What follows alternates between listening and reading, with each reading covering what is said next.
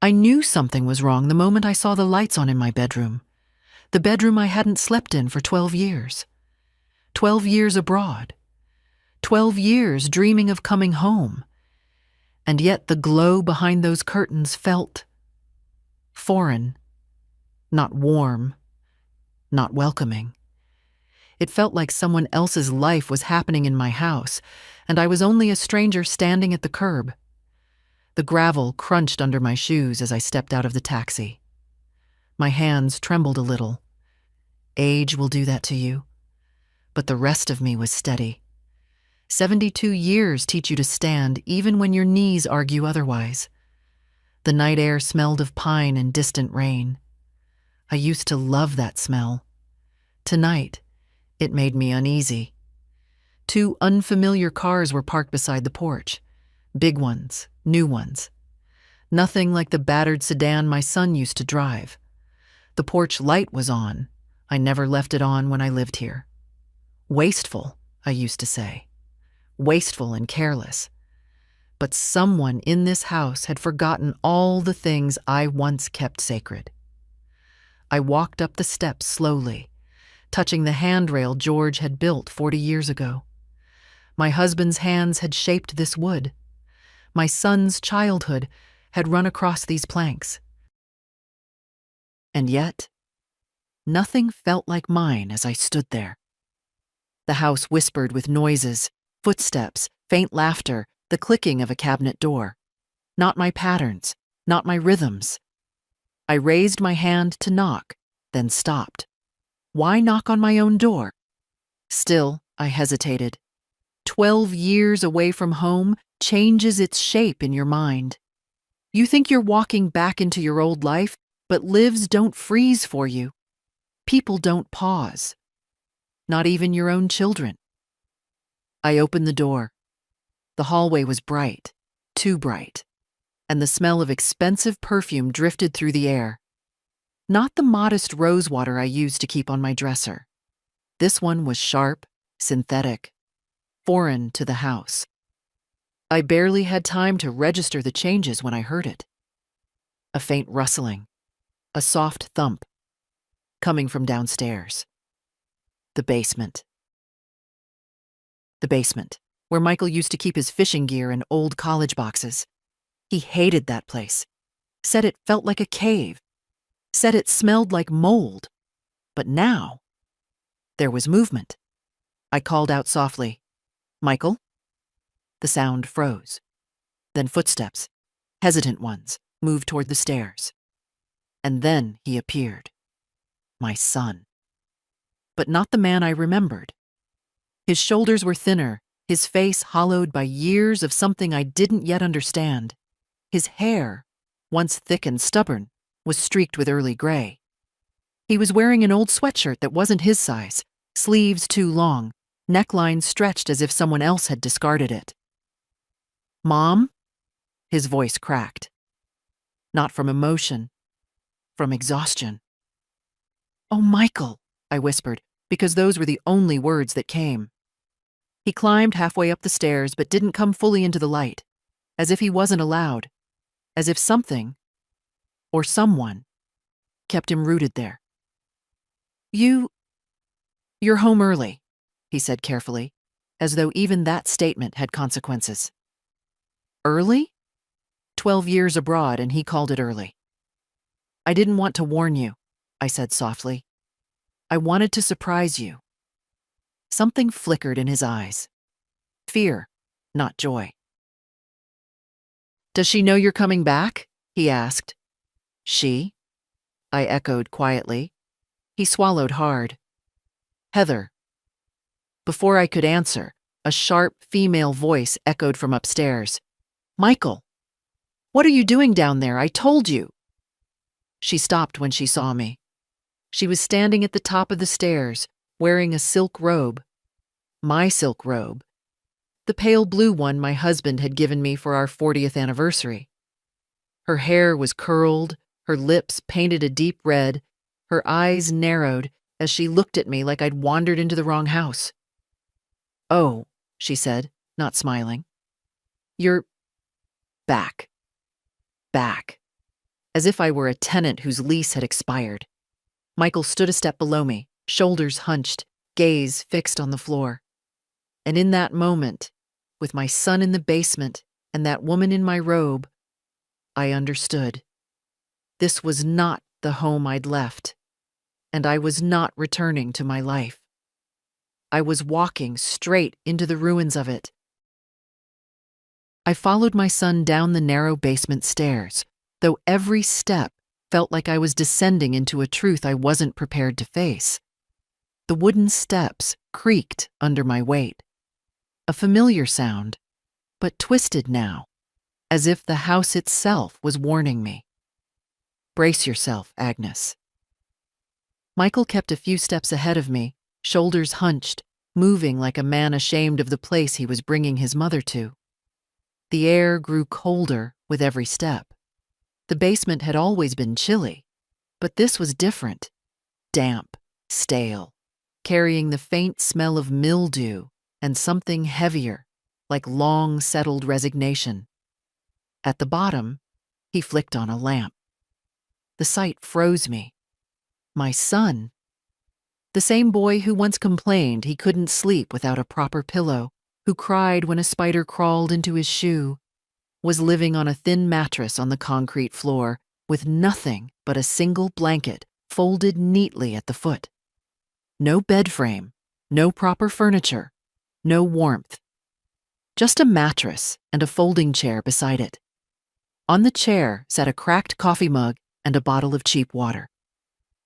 My heart clenched painfully, but I kept my voice steady.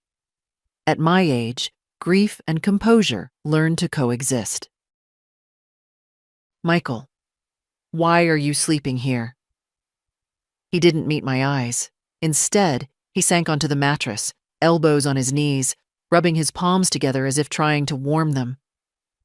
It's temporary, he mumbled. Temporary. A word people use when they've given up on change. Michael, I said again, gently but firmly. He hesitated, then shrugged. A defeated, helpless gesture that didn't belong on the shoulders of a grown man. Heather, says I snore, he said. And she needs rest because of her migraines. The walls upstairs are thin, so it's easier if I sleep down here. A migraine. A flimsy excuse. I knew manipulation when I heard it. Age gives you that skill too. And how long, I asked softly, have you been temporarily sleeping down here? He let out a breath so quiet I barely heard it. Almost a year. A year. My son, living in his own basement like a tenant hiding from the landlord. I looked around.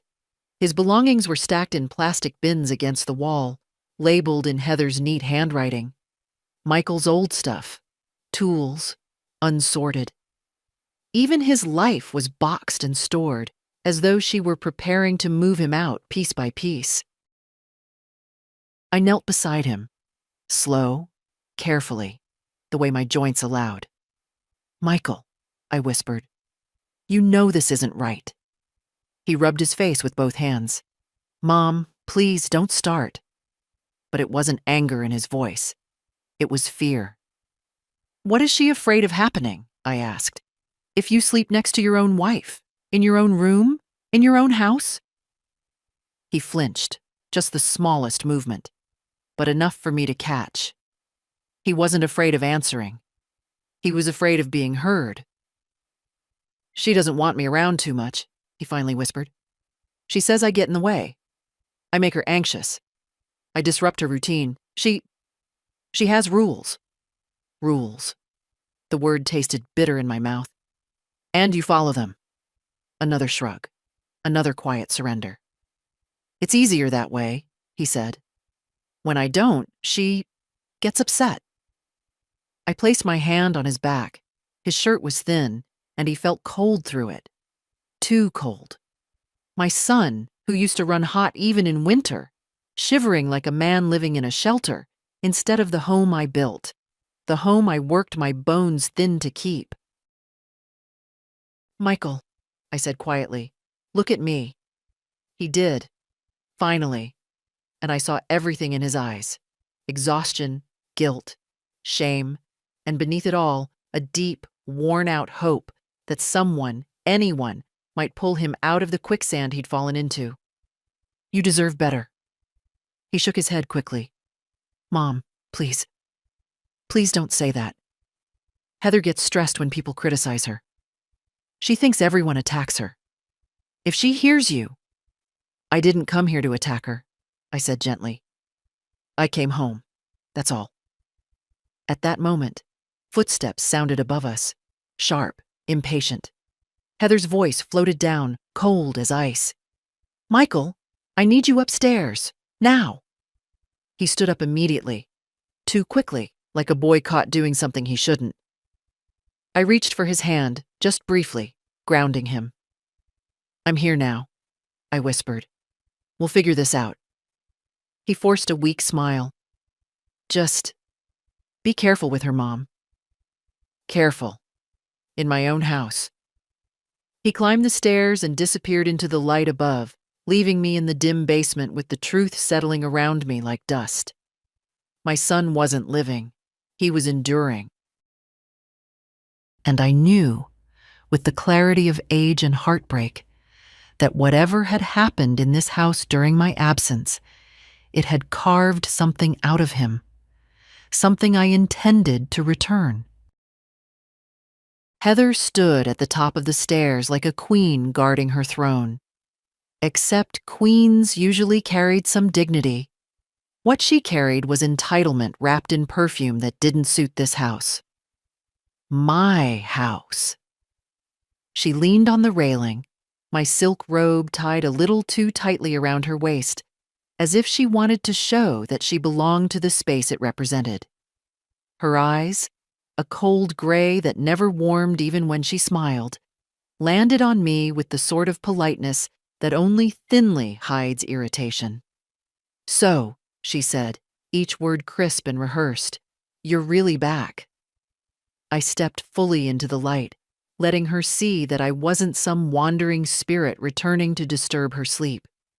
I was very much alive, tired from the long flight, older than when I'd left, but alive, and in no mood to be dismissed. Yes, I said simply. I'm home. Michael shifted beside her, not daring to touch the railing where her hand rested. He stood slightly behind her, a little bowed, as if hoping to avoid catching her attention. Heather's gaze flicked down my clothes, my shoes, my old travel coat. Too slow to be casual, too quick to be kind. We weren't expecting you until next week. That was the plan, I answered, but I changed it. Oh. Her smile didn't reach her eyes. You should have called. I didn't think I needed permission to enter my own house. Michael's breath caught. Heather's smile froze, frozen enough to crack if she'd been made of anything other than ice. Well, she said after a beat, I suppose you must be tired. It's been— how long? 10 years? 12? Right, 12. She gave a bright, brittle laugh. So much has changed. I've been doing a lot of work around here. Work, a word she used like she'd rebuilt the place with her bare hands. Is that so? I asked. Oh, yes. We had to reorganize everything. The kitchen, the guest room, the closets. Things were very outdated. She nodded toward the corridor, where my hallway table used to stand. It was gone, replaced by a mirrored console with gold trim. Something gaudy. Something that didn't belong in this house of oak and worn carpet and memories. We wanted the house to feel modern, she said. Fresh. My fingers brushed the wall absent-mindedly, the way you touch the arm of an old friend who isn't quite themselves anymore. And Michael? I asked softly. Where does he fit in your reorganization? Heather's brows rose, offended. He's very comfortable. Comfortable. My son in the basement. Michael opened his mouth, maybe to defend her, maybe to defend himself. but Heather's hand shot out and rested lightly, but proprietorially, on his arm. "Sweetheart," she said, in a tone dipped in honey but poured over nails. "Go get the tea set for your mother, the one from the top cabinet. I'll talk with her." His eyes darted to mine. Worry. A silent apology. Then he obeyed. When he was out of sight, Heather's smile dropped, replaced by something blunt and honest. "I hope," she said, lowering her voice, "you aren't planning to interfere." I studied her carefully. The stiffness around her jaw, the restless fingers tightening the robe's belt, the slight tremble in her voice she thought she'd hidden. "Interfere with what?" I asked. "With our arrangement," she said. "Michael and I have a system. It works for us. He has his space. I have mine. We don't need you coming here after 12 years and undoing everything." "Everything," I repeated quietly. "That includes my son's dignity." Her nostrils flared. "You don't know our marriage." "No," I admitted, "but I know my son. I know the look of a person who's been pushed into silence." Heather crossed her arms. "You left him." A sentence she wielded like a knife. "I left to work," I replied steadily. "To give him a life I couldn't provide otherwise. I sent money every month. I paid the taxes. I kept the house afloat. I gave everything I had so he wouldn't drown. And now," she said coolly, "he has me." I couldn't help the quiet exhale that escaped me. "Yes, I can see what that's cost him." Before she could respond, Michael reappeared at the top of the stairs, holding a tray. I saw the familiar ceramic teapot, the one with the faded blue flowers, shaking in his hands. Not from weight, from nerves. Heather's expression instantly softened, polished into a smile so perfect it looked factory-made. "There you are," she cooed. "Sweetheart, careful with that. You know how clumsy you are." He flinched. She didn't notice, or pretended she didn't. "Why don't we all sit downstairs?" she said brightly. "There's more space. Michael prefers it." I looked at him. He didn't nod. He didn't shake his head. He just stood there, waiting for someone else to choose his life for him. "No," I said quietly. Heather blinked. "I'll sit upstairs," I continued, "in the living room of my house." A silence fell, sharp enough to cut. Heather's smile quivered. Michael stared at me like I'd just opened a window he'd forgotten existed. I slipped off my coat and hung it on the hook, the same hook it had hung on 12 years ago. "I'm home, Michael," I said gently, "and I'm not going anywhere." Michael carried the tray behind me like a child afraid to spill something on the carpet. Heather followed, footsteps sharp, controlled, each heel strike a reminder that she believed the house answered to her now. The living room looked both familiar and violated. My old sofa was still there, the one with the slightly frayed arm where Michael used to crawl up beside me to watch cartoons. But the pillows were replaced. Glittery, metallic things that had nothing to do with the soft, lived-in comfort I left behind. A giant scented candle burned on the coffee table, the kind of heavy, artificial scent that tries to hide the truth instead of soften it. I sat in my old spot, the corner of the sofa by the lamp, and watched Heather stiffen as if I'd taken her seat. She perched on the opposite armchair, back straight, legs crossed elegantly, like she was hosting a guest she didn't want. Michael placed the tray on the table and stood awkwardly, unsure whether to sit or hover. Heather patted the arm of her chair. "Sit, sweetheart. Here." He obeyed, folding himself small beside her, a man learning to disappear. I poured my own tea. 72 years give you the right to do that without waiting for permission. For a moment, none of us spoke. Finally, I said softly, "Michael, you look thin." Heather let out a brittle laugh. "He's just stressed from work. He never eats breakfast. I tell him, but he won't listen." Michael lowered his eyes. The lie sat between us, obvious, like a cracked tile in the floor that everyone kept stepping over. "You used to love breakfast," I said to him.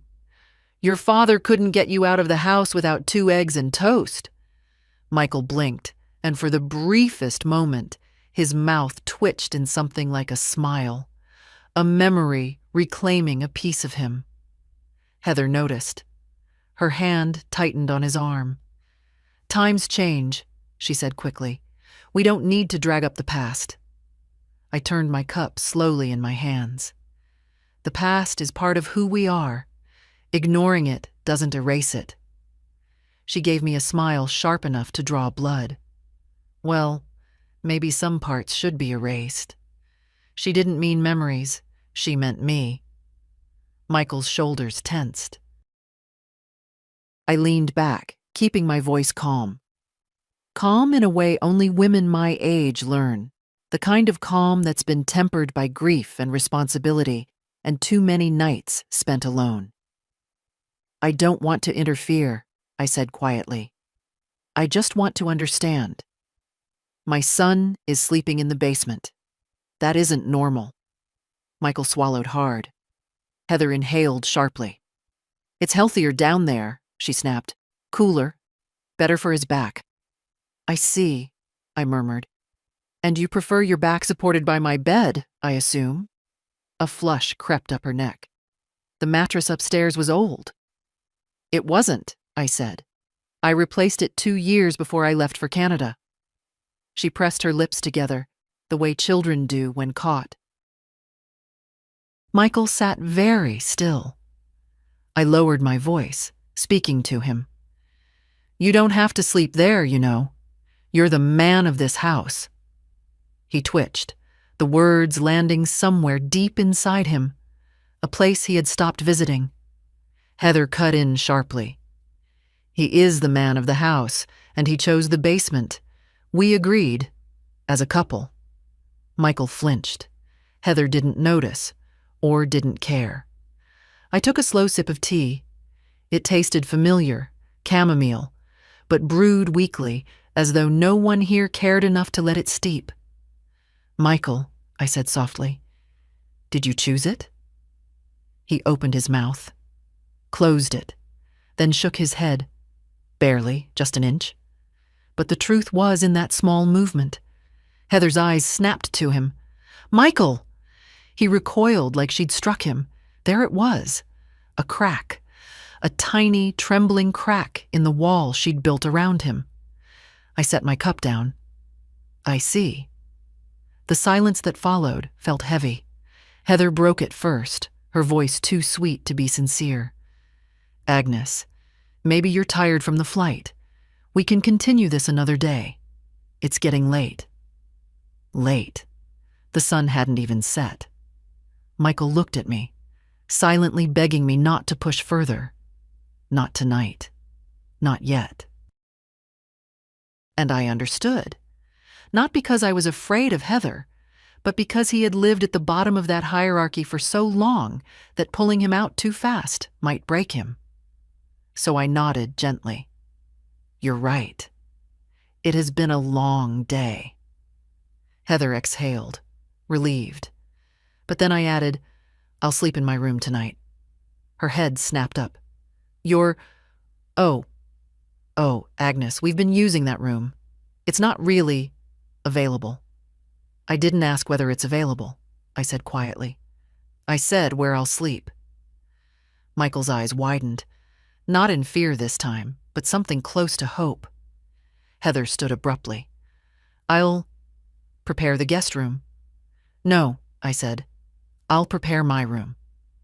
And I stood, slowly, painfully, but with a steadiness that unsettled her.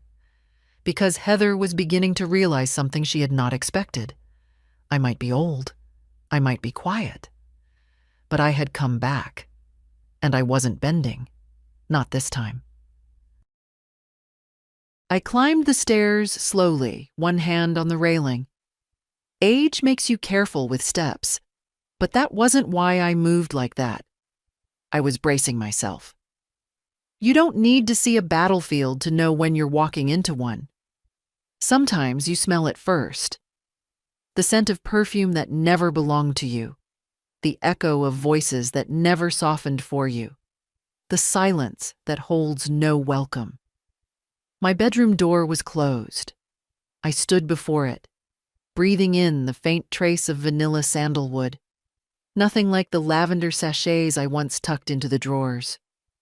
My hand hovered over the doorknob a moment before I turned it.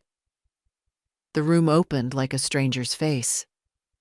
Familiar bones, unfamiliar features. My floral quilt was gone. The curtains I hand-sewed 40 years ago, replaced with heavy gray drapes that shut out the evening light. My rug, the one Michael bought me with his first real paycheck, was rolled and shoved into a corner like a forgotten box. But what stopped me wasn't any of that. It was the vanity table. My vanity table. George built it for our 20th anniversary, sanded the wood until it felt like silk beneath my fingers. I used to sit there and pin my hair before church, applying lipstick only on holidays. Now the surface was cluttered with Heather's things. Bottles of foundation, glittering skincare containers, hair oils, perfumes with names I couldn't pronounce. My drawer was open, as if she'd gone through it recently. And inside, my comb, my old brooch, the necklace Michael made in 2nd grade. All pushed aside to the back. Erased. I stepped deeper into the room, my shoes sinking slightly into the thick new carpet. I reached for the dresser. The top drawer slid open easily. Too easily. Inside, women's lingerie, lace, silk, expensive and cold. Not mine. Not from this house. Not from any life I ever lived. 2nd drawer. Sweaters I never touched, in colors I never wore. 3rd, more clothes, neatly arranged, organized like a boutique. Every piece of her life stored in the chest of drawers my husband bought me when Michael was a toddler. When I opened the closet door, the truth sank deeper.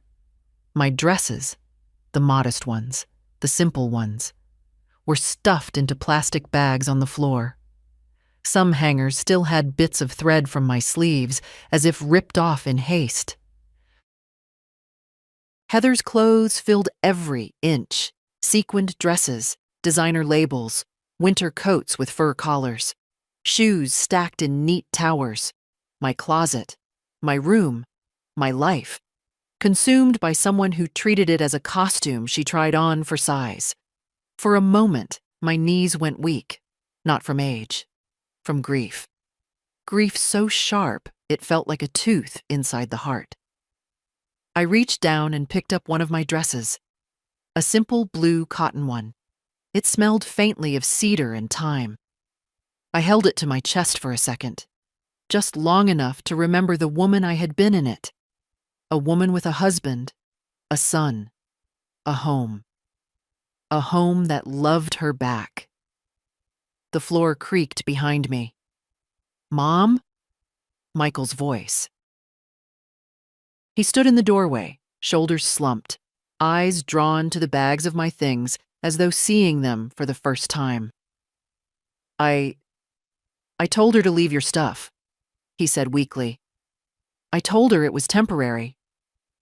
"And how long has it been temporary?" I asked. He didn't answer. He didn't need to. The room told the truth. "She said we didn't have space," he whispered. "Said your things made her anxious. Said it was better if she put everything away."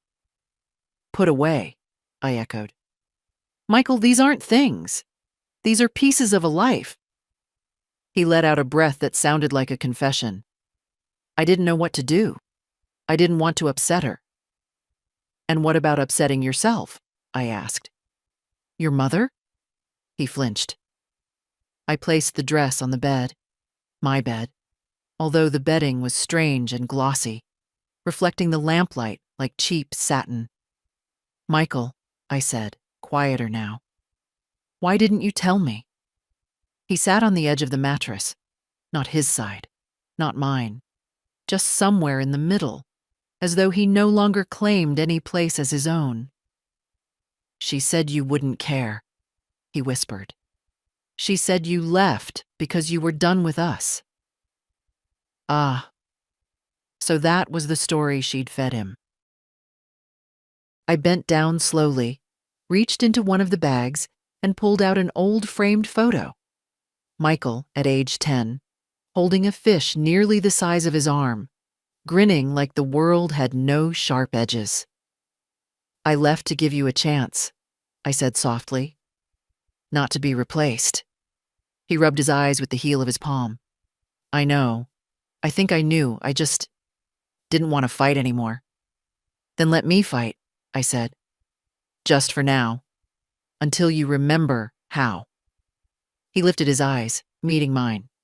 In them, I saw a boy who used to run barefoot through the yard, a man bent under someone else's rules, a son trying to survive a marriage by sacrificing himself inch by inch. Heather's footsteps echoed down the hall, sharp, intentional. I straightened, smoothing the dress on the bed. "Mom, please," Michael whispered. "Don't make her angry tonight." His fear made me colder than any basement. "I'll set boundaries," I said quietly. "Not battles." Heather appeared in the doorway, eyes darting over the room, the bags, the open drawers, my hands on the bedspread. Her smile was thin as paper. "Agnes," she said, voice tight, "I told you the guest room was ready." "I'm aware," I answered. "But I sleep here." Something flickered across her face. Annoyance. Disbelief. Maybe a spark of fear. But I didn't move. Not an inch. This was my room. And for the first time since stepping off the plane, I felt the ground of my own home under my feet again. Heather didn't raise her voice. That was the first thing I noticed. Women like her rarely shout. They wound softly, with small, measured cuts. She leaned against the doorframe of my bedroom, arms crossed, chin lifted in that way that says, "I own everything my eyes land on." "Agnes," she began, tone coated with polite poison, "you've had a very long trip. You must be exhausted. Why don't you let me settle you in the guest room? It's much more comfortable." She glanced deliberately at the bags with my clothes, as if reminding me of the demotion she'd assigned me without my consent. I didn't move. "This room is mine." She blinked once, a slow, irritated blink. "Well, technically, things have changed in the last few years. The house—" "I know what the house is," I interrupted softly. "I built my life inside these walls long before you ever stepped through that door." Michael looked between us like a trapped animal. His eyes kept darting to Heather, checking her expression, waiting for her signal. The way people conditioned by fear do. Heather stepped forward, her smile thinning. "Agnes, I don't think you understand how things work now. We have a system." "Michael and I have a system," I finished for her. "Yes, I've seen it. It involves my son living in a basement." Heather's jaw tightened. "He chose that." I turned to Michael. "Did you?" His throat bobbed. Silence hung for a moment, thick as wet cloth. Then he whispered, "It was easier, Mom." Heather spun toward him. "Michael!" But he stopped speaking. The tiny spark he'd let slip was immediately extinguished. Heather recovered quickly, brushing imaginary dust from the sleeve of my robe. "This conversation is getting us nowhere. I'm trying to be reasonable."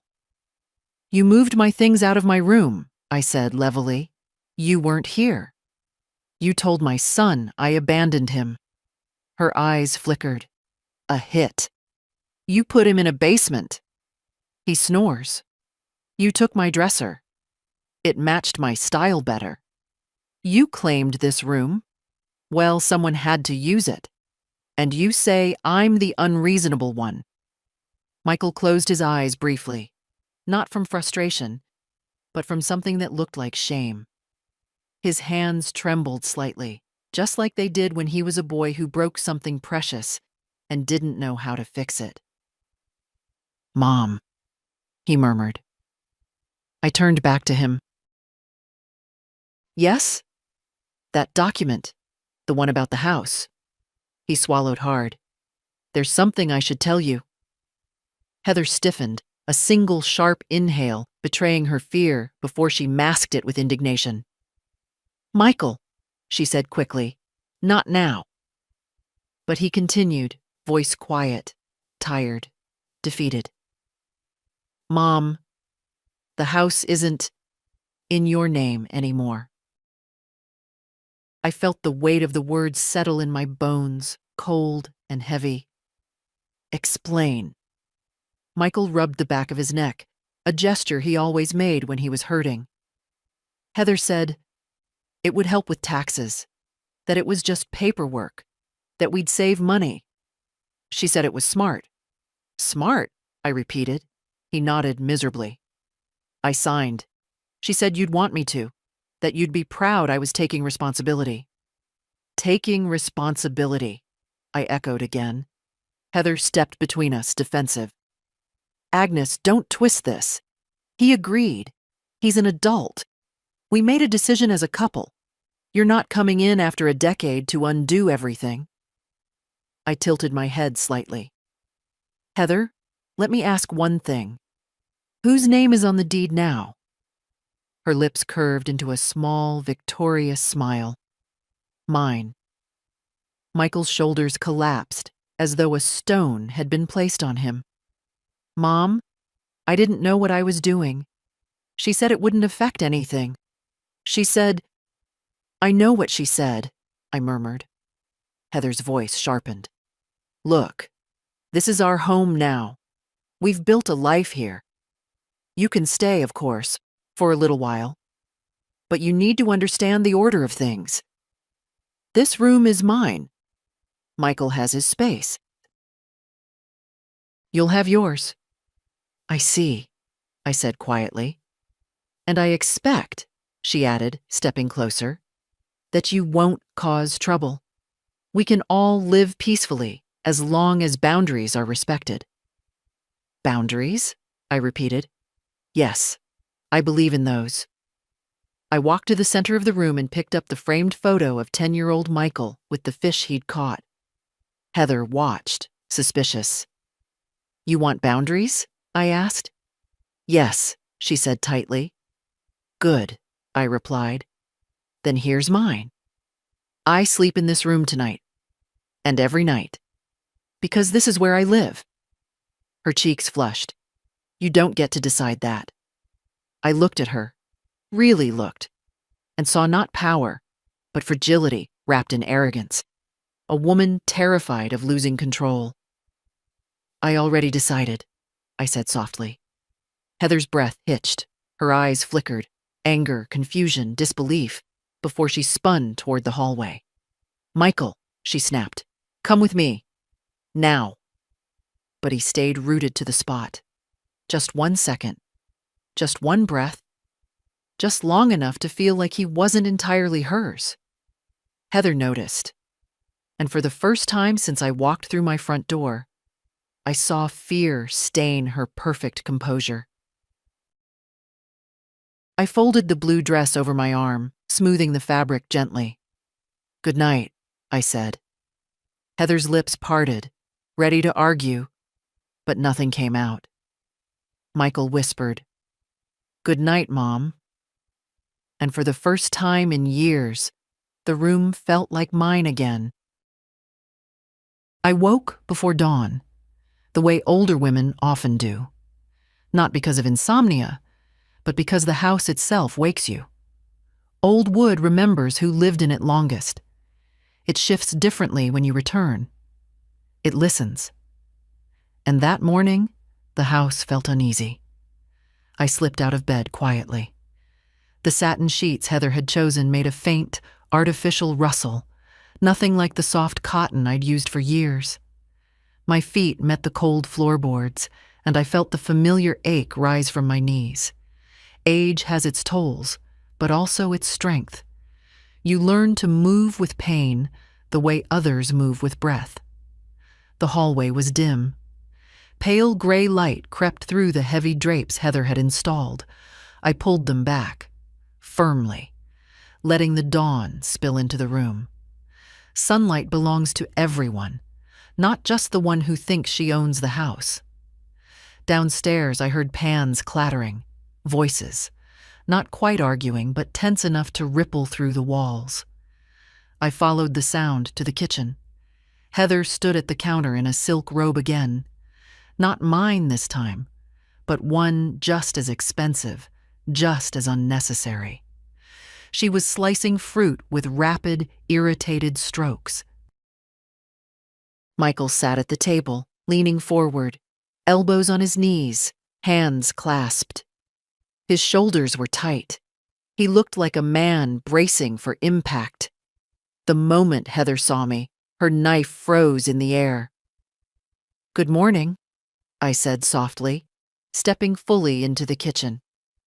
Michael straightened instantly. Something like relief flickered across his face, but he hid it quickly. "Morning, Mom," he murmured. Heather set the knife down with a clatter that was far too loud for such a small utensil. "Agnes," she said tightly, "we were just talking." "I can see that," I replied, moving toward the cabinets. "Is the kettle still in the same place?" "It's rearranged," she said.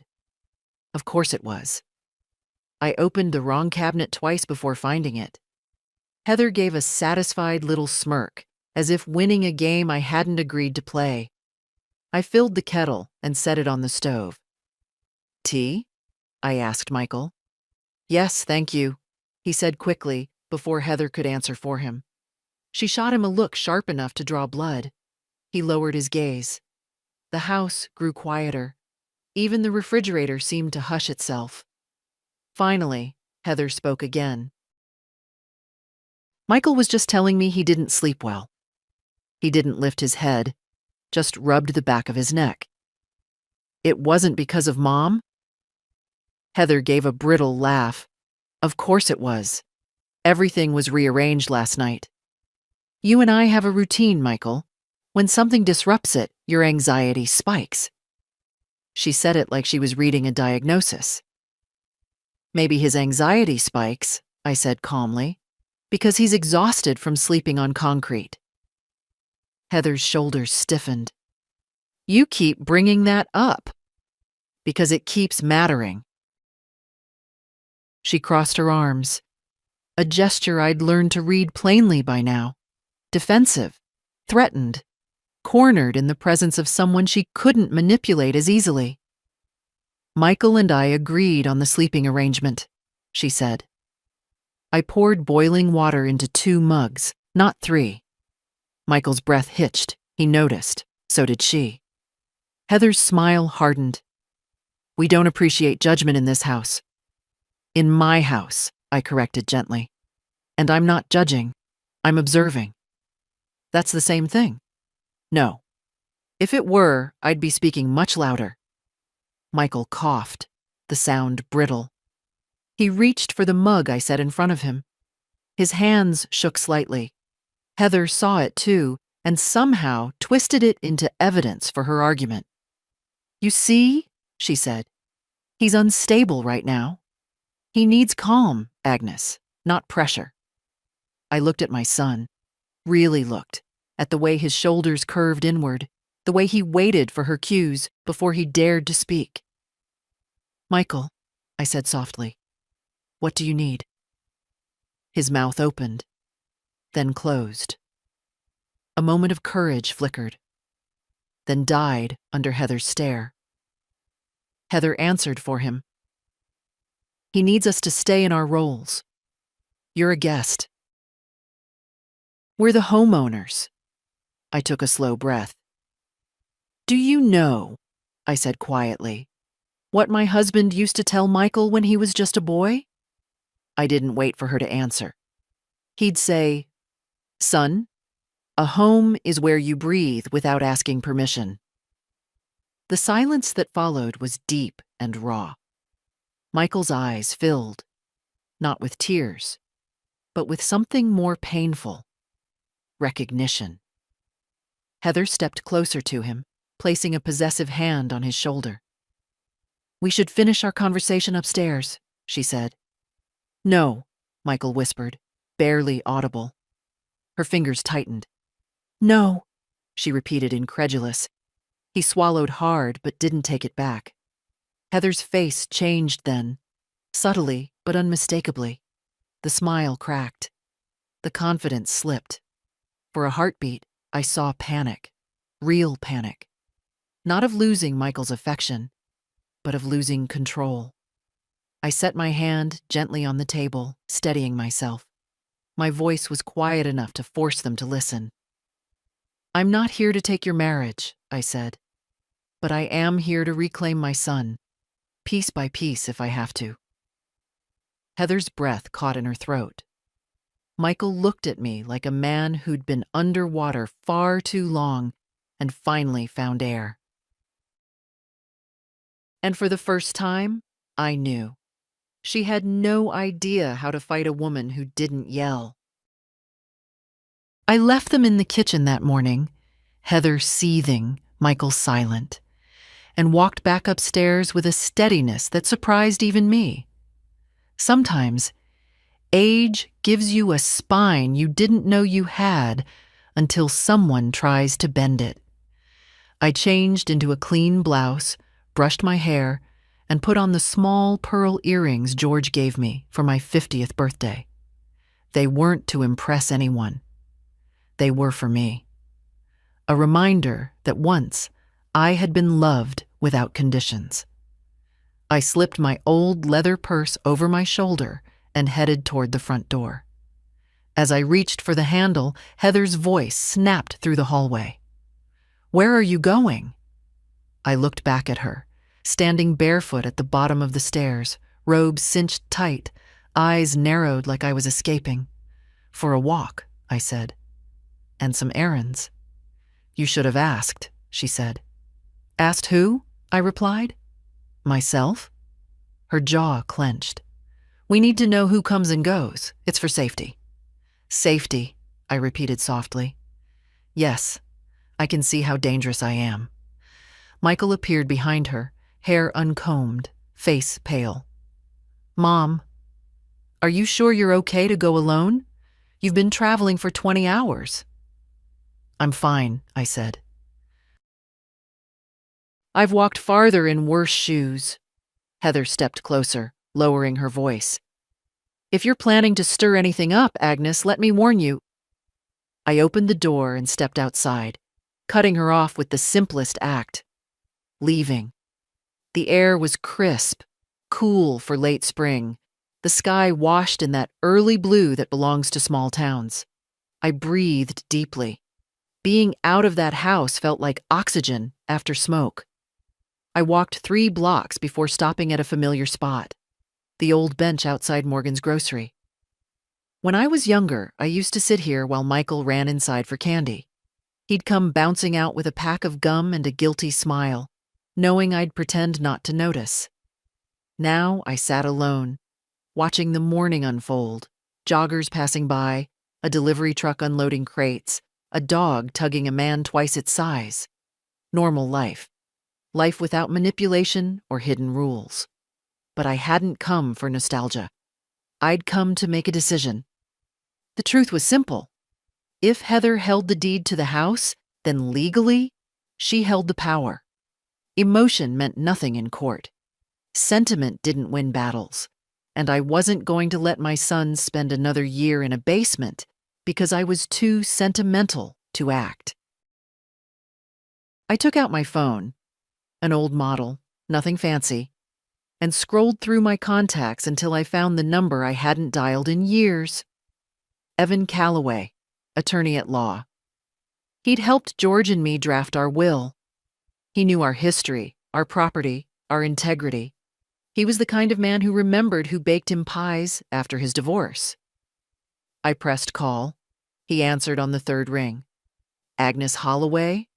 I'll be damned. You're back. Good morning, Evan. You sound calm, he said, which, given how long you've been gone, means something must be very wrong.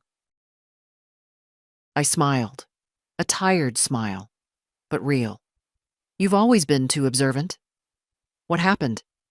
Evan, I said quietly, I need to talk to you about my house. There was a pause. Your house?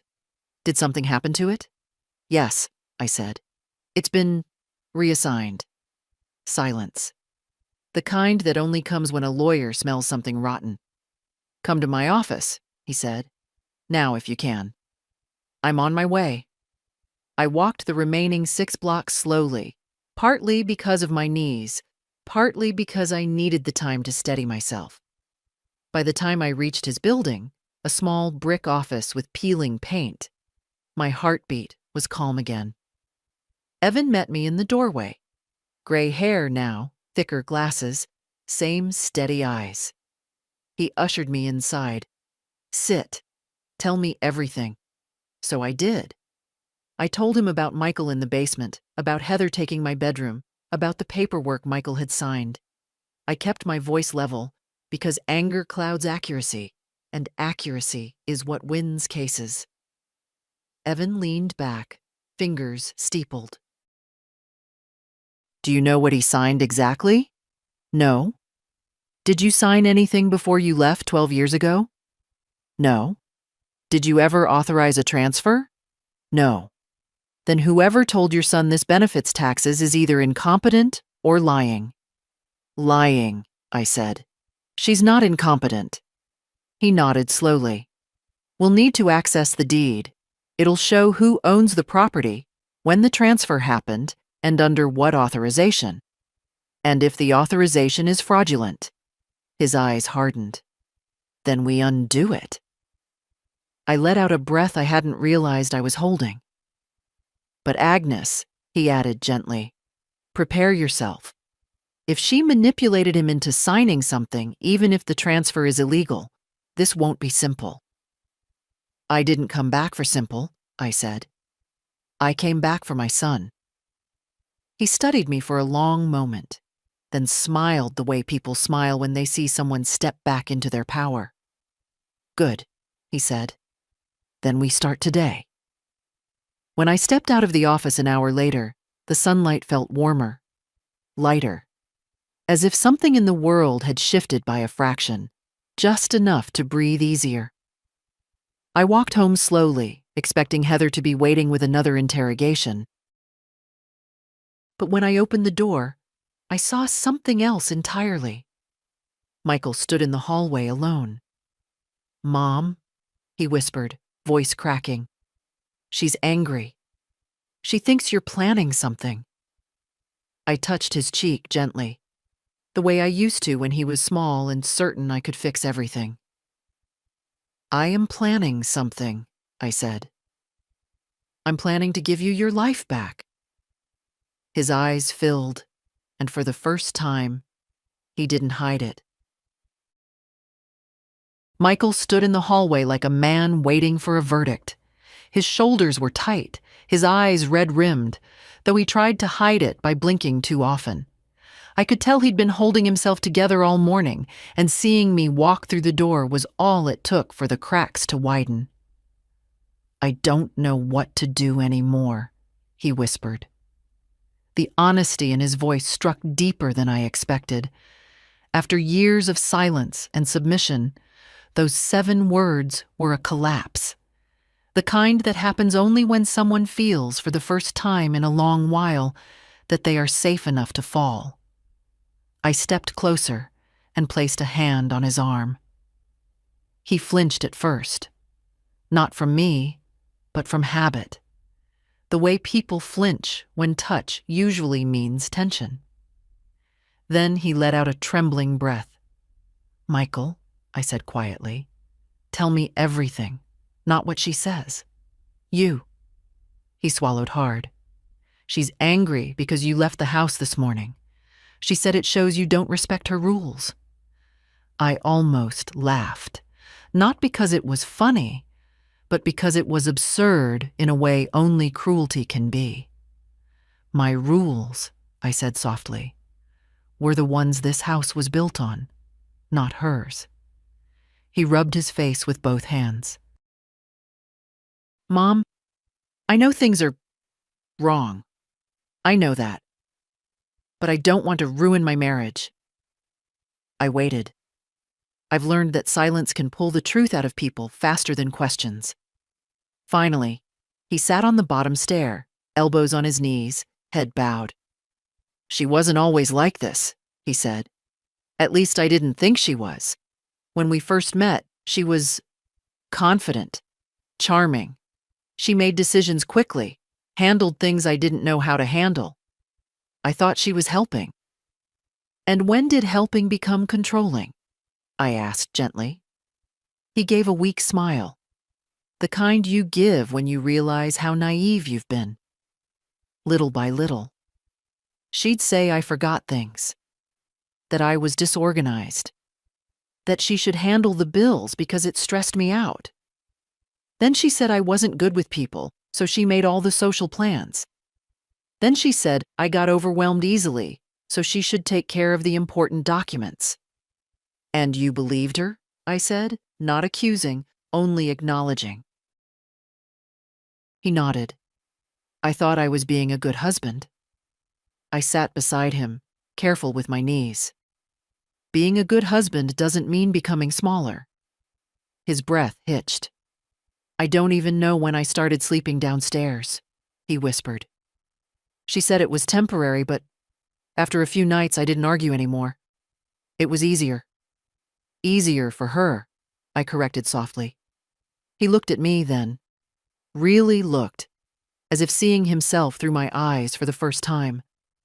A man who once had dreams, potential, a future, now living in a basement because someone convinced him he belonged there. "I should have told you," he whispered.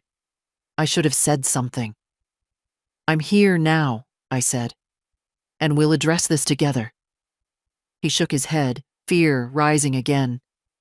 "She said if I choose you over her, she'll leave." "And what do you want?"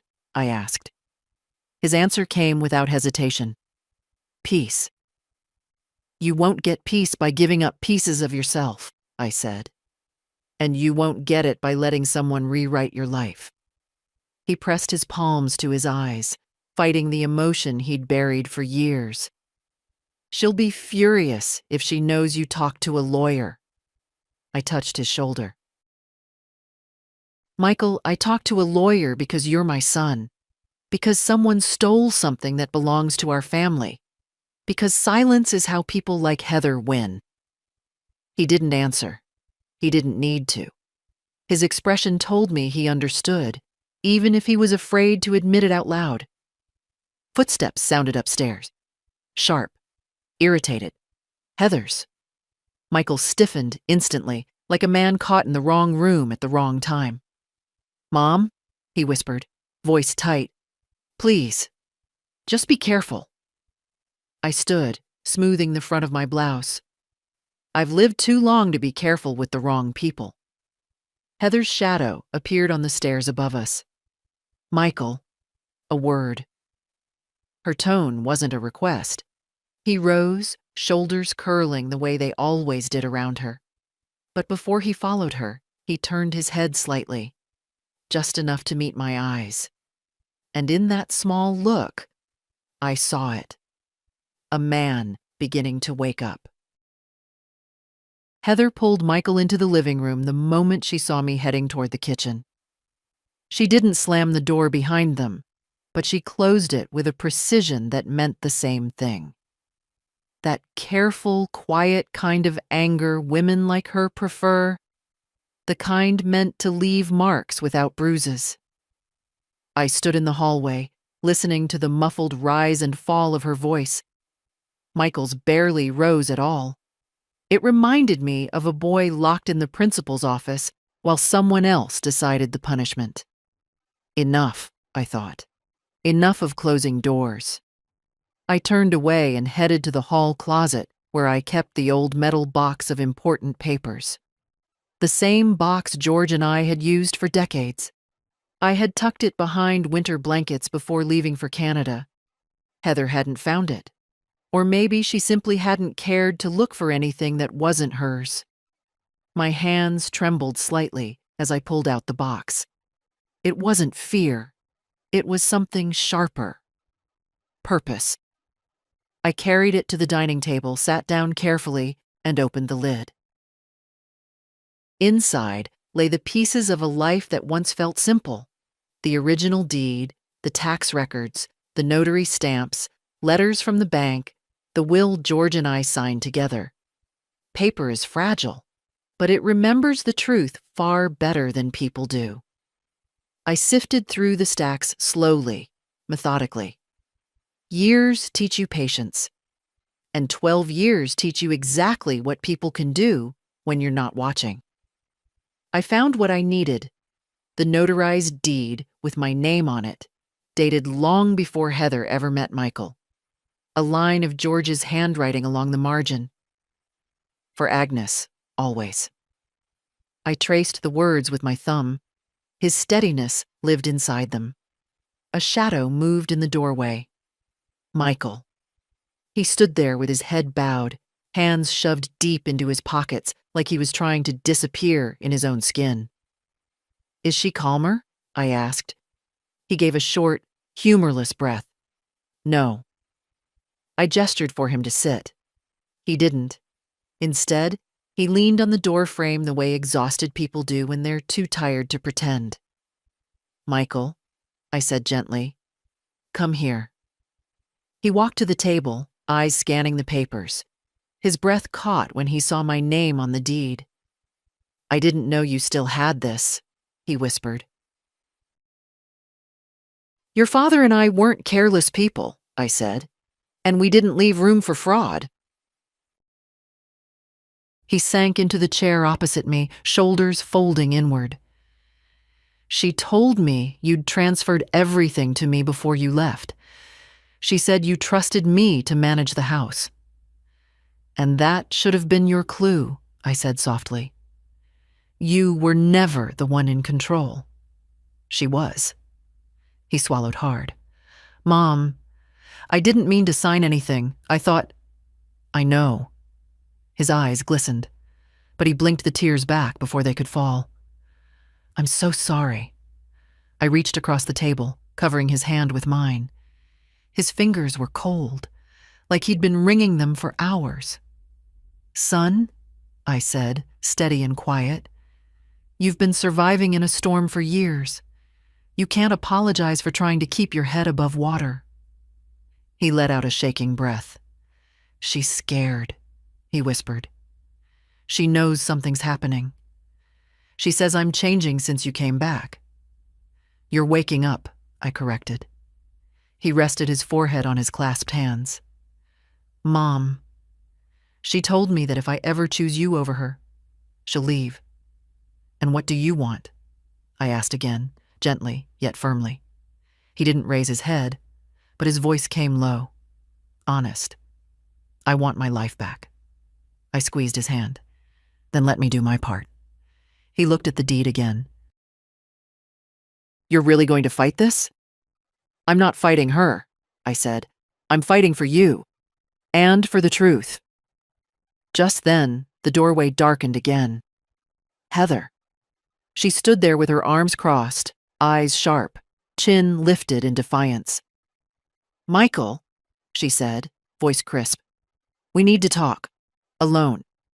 He didn't rise. Her expression tightened, surprise flickering through the anger. It was the smallest shift, but I saw it. Fear threaded into her posture. No, Michael said quietly. I'm talking with my mother. The room went very still. Heather's lips parted, but no sound came out at first. She wasn't used to resistance. Certainly not from him. Finally, she spoke. Agnes is causing division. This isn't healthy. What isn't healthy, I said evenly, is controlling a man until he forgets he deserves warmth. Michael's eyes met mine for a moment, and something fragile yet real settled there. The first breath of freedom. Heather stepped back, stunned. I closed the metal box slowly, deliberately. This house, I said, is not yours to command. She opened her mouth, to argue, to shout, to lie, but no words came. For the first time since I arrived, Heather couldn't find her voice. Heather didn't retreat far. She moved only a few steps back into the hallway, hovering like a storm that refuses to fully leave the sky.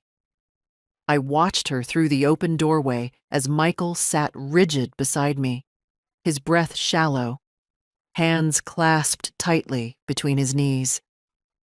There are moments in a woman's life when she feels a shift, a small one, but irreversible. A moment when the balance of power tilts, even by a hair.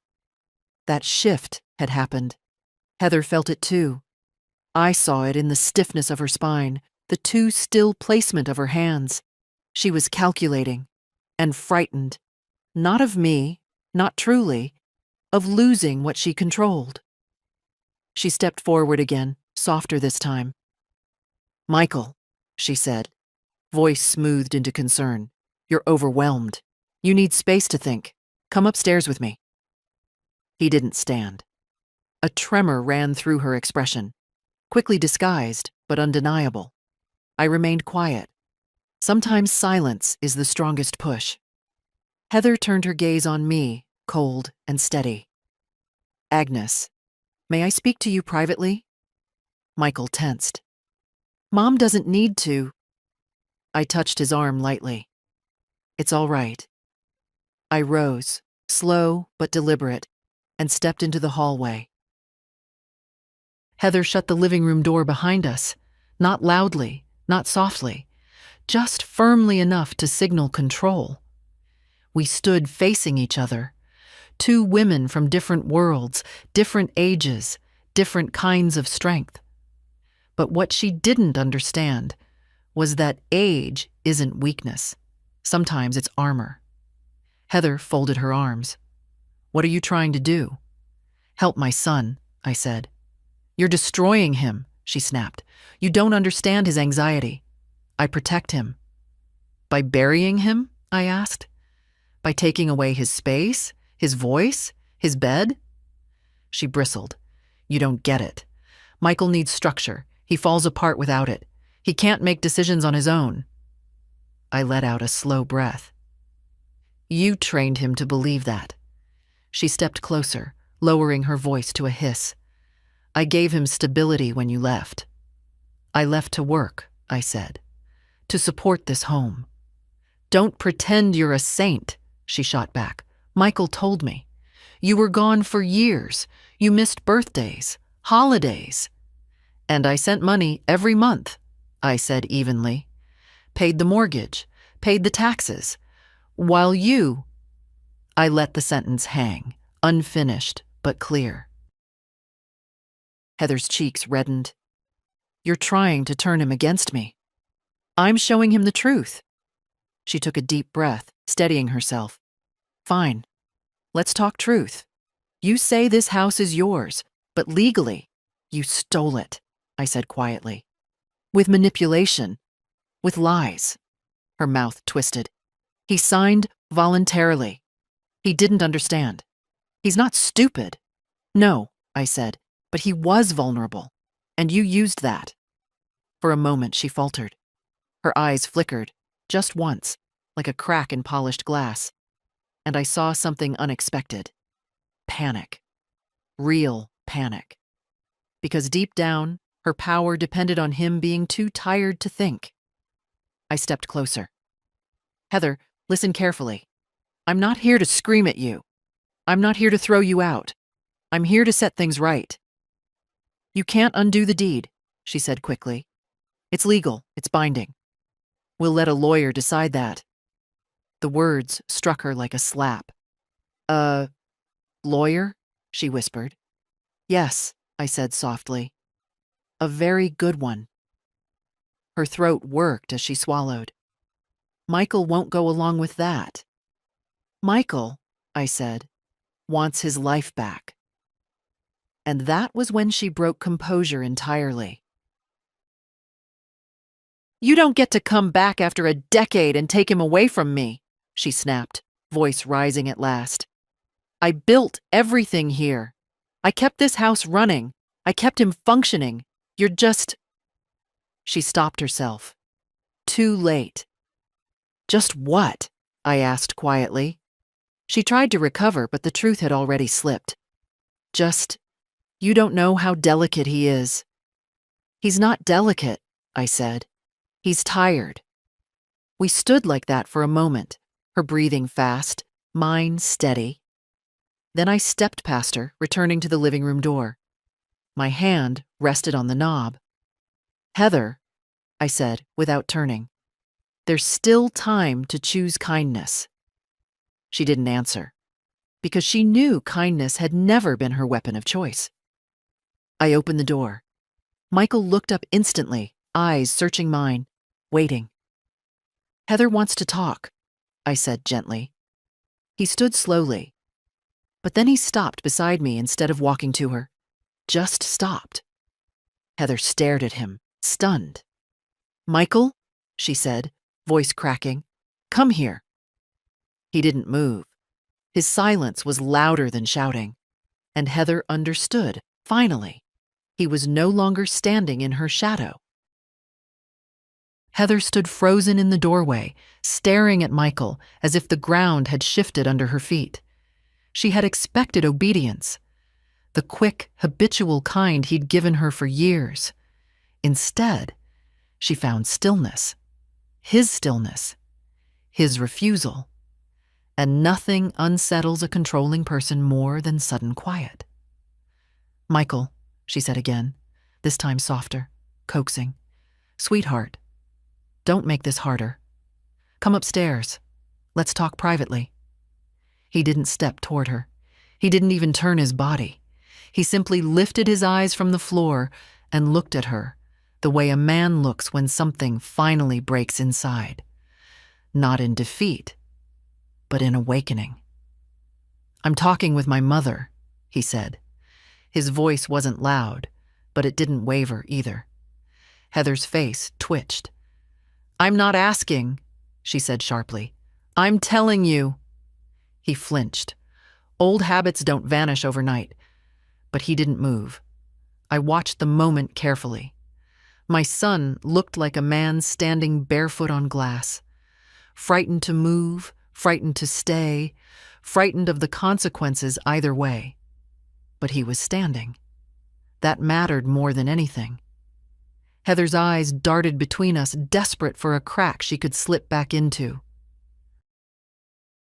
"Michael," she tried again. "She's confusing you.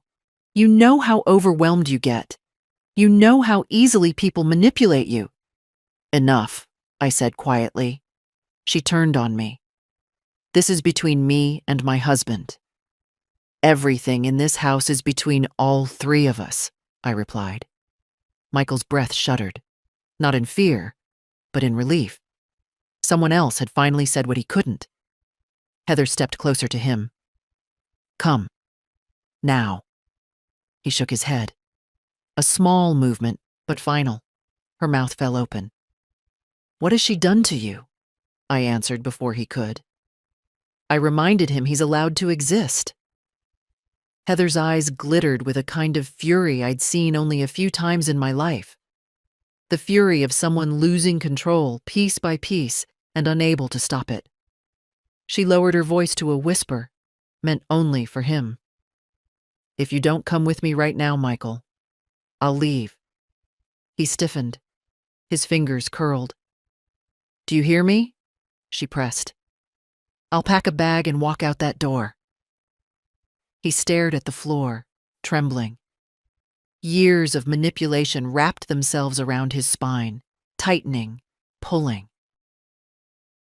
I saw the panic in his eyes.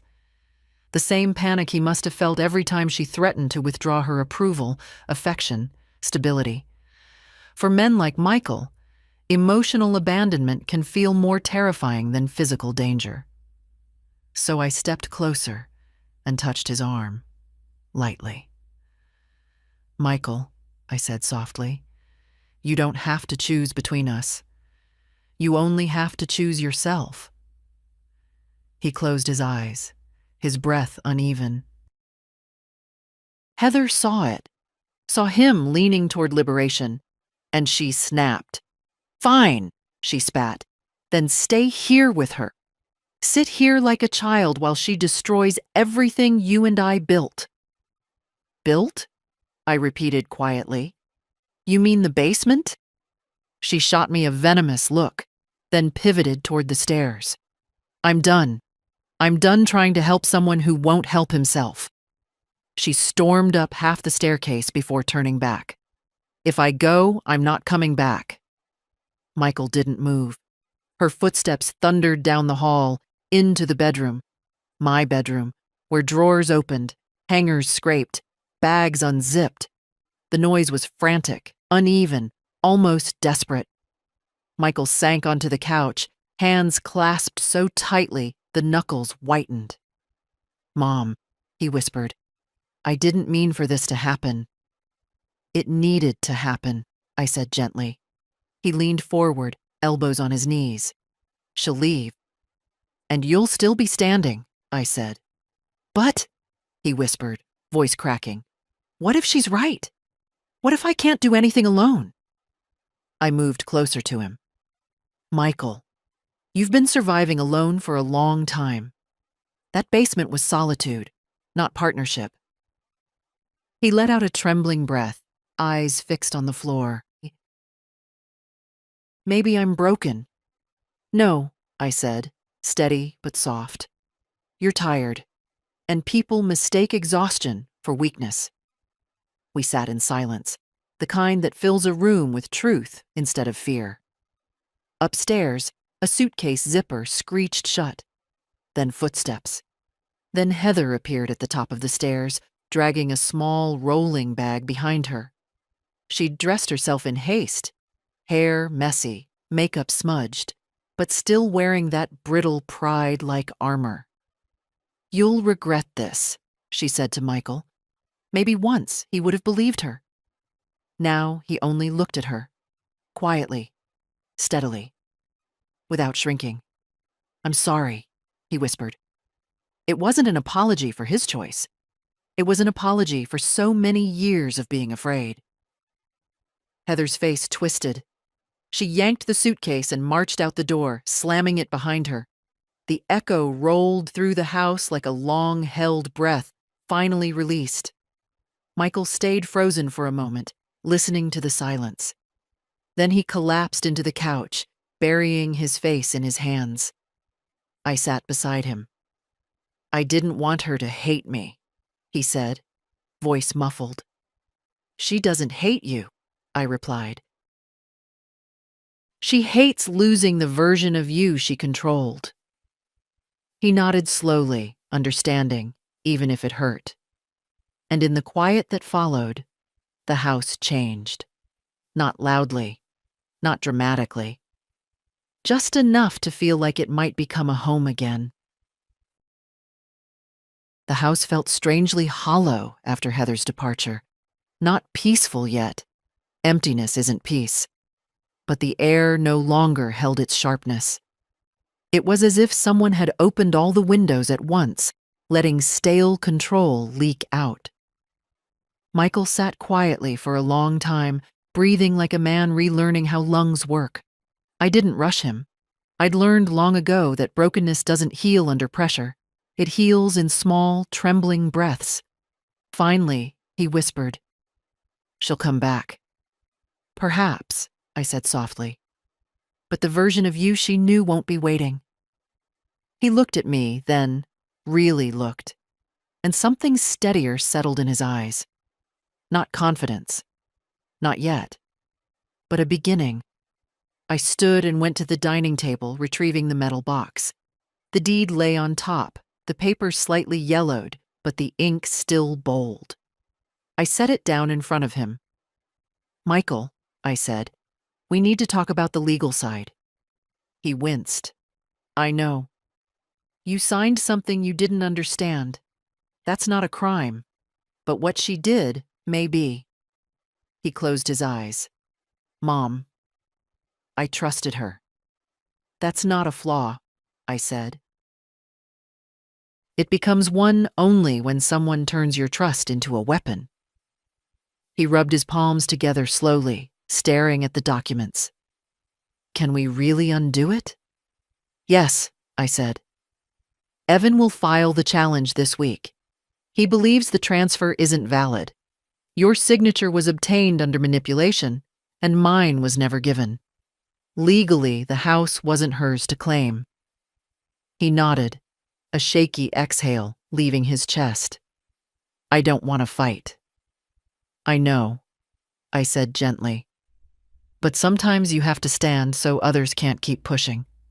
He swallowed hard. "Will she get in trouble?"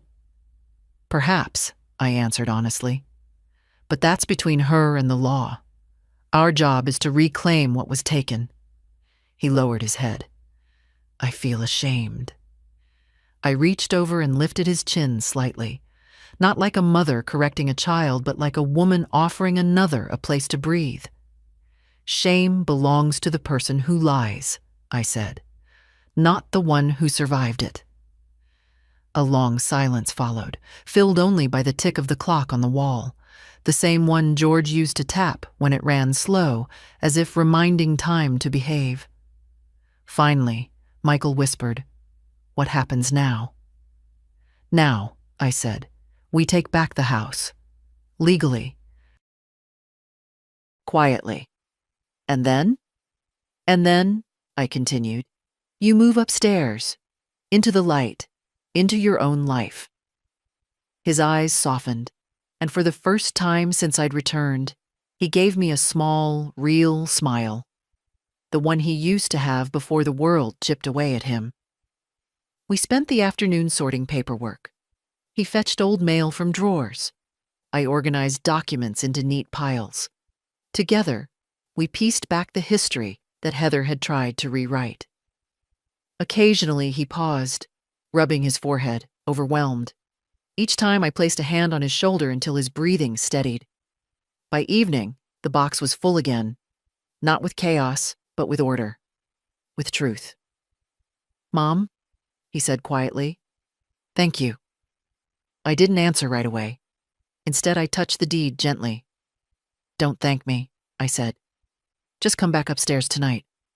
He nodded, and in that moment, the house, my house, exhaled. Walls soften when the people inside them begin to heal. The legal battle would come next. But for the first time, it felt winnable. Because Michael was no longer standing in the basement. He was standing with me. I woke the next morning before Michael did. For the first time since returning home, the house felt still in a way that wasn't tense. No footsteps pacing above, no clipped commands barked down the stairs, no perfume clinging to the air like plastic. Just quiet. I dressed slowly, letting the morning light settle across the room, my room, soft and familiar again after I'd reopened the curtains. I took my time smoothing the bedspread, touching the wooden dresser, letting my fingers rest on the small carvings George left with his pocket knife decades ago. It felt like reclaiming something I'd once believed lost. When I stepped into the hallway, I heard Michael moving around in the kitchen. The sounds were hesitant. 2 mugs clinking, a drawer opening cautiously, water running. Not the smooth, controlled motions Heather used to demand, but the kind of uncertain effort that comes when a man hasn't made a choice for himself in a long time. I walked in quietly. He stood by the stove, shoulders hunched slightly, concentration etched into his brow as he attempted to scramble eggs. He had burned the first batch. The frying pan on the counter still held the evidence, but he was working on the second. Trying again. That alone was something worth witnessing. He turned when he heard me. "Oh, Mom, I wanted to make breakfast." His smile was small, uncertain, but real. "For us." I touched his arm lightly. "It smells wonderful." He glanced at the pan, doubtful. "It might be edible." "That's more than enough," I said. We ate together at the kitchen table, the same one where he used to spill cereal as a boy, where George used to read the paper in the mornings, where I once sat stitching hems while the world outside our windows felt kind and normal. Michael ate slowly, as if tasting food for the first time in months. He wasn't twitching, wasn't bracing, wasn't waiting for criticism. He was simply eating. When we finished, he looked down at his hands. "Mom, I don't know how to live upstairs again." I nodded. "You don't have to know everything today. Healing isn't an event. It's a rhythm." He let out a breath that seemed to unclench something inside him. "I feel guilty." "Why?"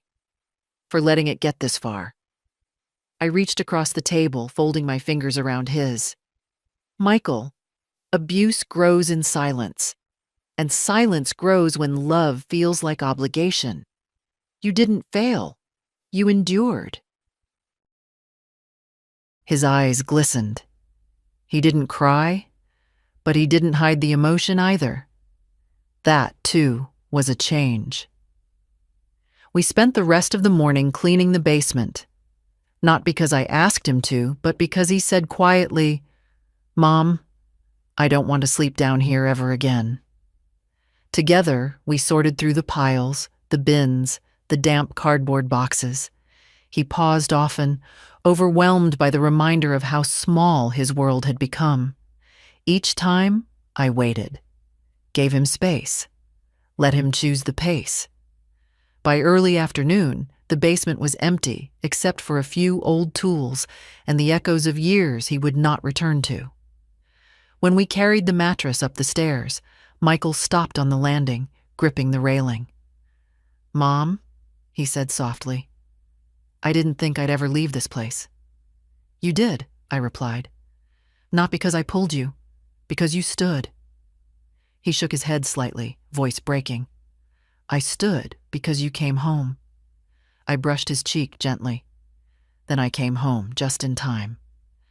Later, while he showered, I walked through the house room by room. The living room, now quiet. The kitchen, warm again. The hallway, free of watching eyes. Each door felt different now, like the house was slowly shedding the invisible tension that had wrapped itself around every surface. When I reached the front window, I saw something unexpected. Heather's car, parked across the street. Not moving. Not leaving. She sat behind the wheel, staring at the house. Watching. A woman who had lost hold of something she believed was hers. I didn't move closer. I didn't wave. I didn't call Michael. I simply stood, letting her see me if she chose to look. After a minute, she started the engine. The car rolled away slowly, turning the corner without hurrying, without rush. A goodbye that wasn't a goodbye. A retreat that wasn't surrender. Just distance. I watched until the street was empty again. Then I closed the curtain, not in fear, but in closure.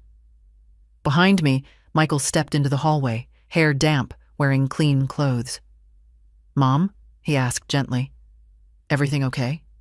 "Yes," I said. "Everything is finally beginning to be okay." And in that quiet, in that fragile new stillness, I felt something shift inside me. Not triumph, not victory, but home. The house settled into its new quiet over the next few days.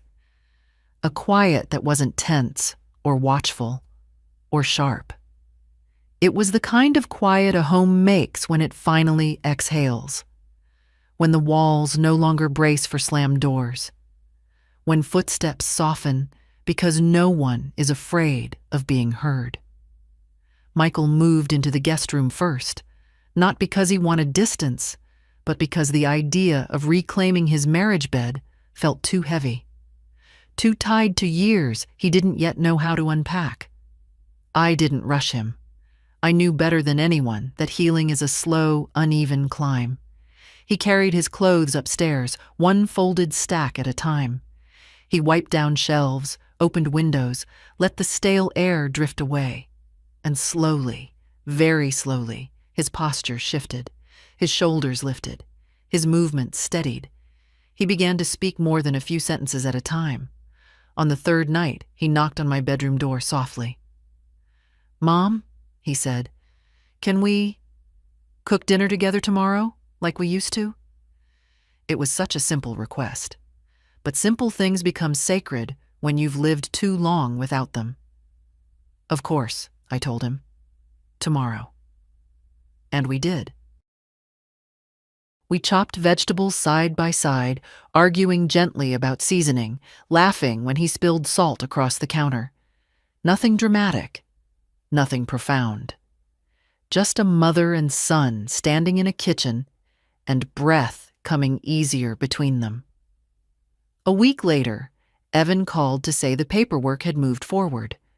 The deed transfer was being challenged, the court dates would be set soon, and everything looked clean, in his words, meaning the law was on our side. When I told Michael, he didn't cheer or sigh with relief. He simply closed his eyes and nodded, as if accepting a truth he'd been too afraid to believe. "I don't hate her," he said quietly that evening, while washing dishes at the sink. "You were never meant to," I replied. "Not hating someone doesn't mean you must lose yourself to them." He dried his hands slowly. "I'm scared I won't know how to be on my own." "You've been on your own for years, Michael," I said. "You just didn't have the freedom to realize it." He looked at me with those tired, earnest eyes I'd known since he was small. "Thank you for coming back, Mom."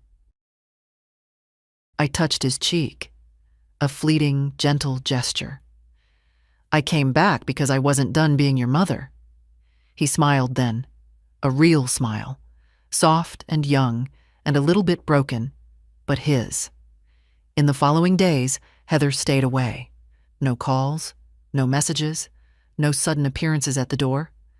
I didn't know whether she'd return to fight, or to apologize, or simply to reclaim her things. But that was her road to walk, not ours. Freedom sometimes looks like distance. One morning, I found Michael sitting on the bench outside, drinking coffee and looking at the sunrise. He used to watch the sunrise only from the basement window, a small slice of sky barely big enough for light. "Couldn't sleep?" I asked. He shook his head. "No, I just woke up early. And it felt good. To sit here, to breathe." I eased myself down beside him. The air was cool, filled with the promise of a quiet day, the kind where nothing hurts too loudly. He took a sip, then said, "Mom, when this is all settled, I think I want to paint the living room, maybe start fixing things again, make the house feel like ours." Ours, not hers, not mine alone. Ours. "That sounds perfect," I said. We sat there until the sun rose fully, touching the house with gold and warmth. And for the first time in years, Michael didn't look small. He didn't look lost. He looked like a man returning to himself. As for me, I didn't feel strong or triumphant or vengeful. I felt steady. I felt present. I felt like a woman who had finally returned not just to her house, but to her life. Before we went inside, I touched his arm gently. "You know," I said, "sometimes the bravest thing you can do is reclaim what was always yours." He nodded. "I'm learning." I smiled at him, at the morning, at the simple promise of quiet safety. And as I stepped back through my own front door, I thought, perhaps this is all any of us are trying to do, come home, in the truest sense of the word. If you're reading this, and you've ever felt small in your own life, or unheard, or pushed into a corner that was never meant for you, step back into your light, even slowly, even trembling. Just start. Some returns begin with a single quiet choice, and this one was mine.